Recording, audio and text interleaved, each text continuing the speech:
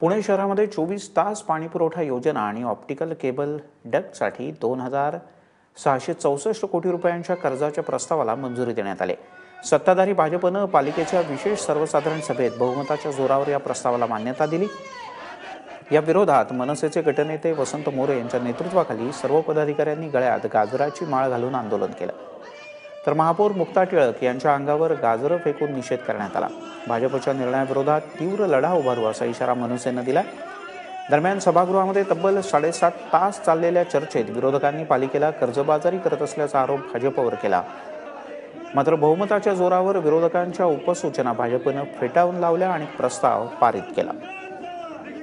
24/7 साठी जे काही पाण्याचं प्रपोजल आहे त्यासाठी चक्क 2264 कोटी कर्ज काढणार आहे। पुणे महानगरपालिकेची ही पहिली इतिहासातली घटना आहे की एवढे मोठ्या प्रमाणात कर्ज काढणार आहेत। एवढे रस्त्यांची आता त्यांनी दुरुस्त केला, नवीन रस्ते झाले, त्यावेळी त्यांनी पाण्याच्या लाईन टाकल्या नाही, तेव्हा तुम्हाला नियोजन जमलं नाही आणि आता फक्त भूल तापा देण्यासाठी आणि कुठेतरी भ्रष्टाचार करण्यासाठी 2264 कोटीचा जो काही कर्ज रोख आहे त्याला आमचा विरोध आहे। कारण का ते कर्ज वसूल करण्यासाठी नंतर पुणेकरांवरच ते लादणार आहेत आणि बीजेपी सरकारचे जे गाजराचं धोरण आहे ते आम्हाला सगळ्यांसमोर आणायचं होतं, म्हणून आता आम्ही सगळ्यांना गाजर दिलेले आहे आणि 24/7 ला आमचा विरोध आहे।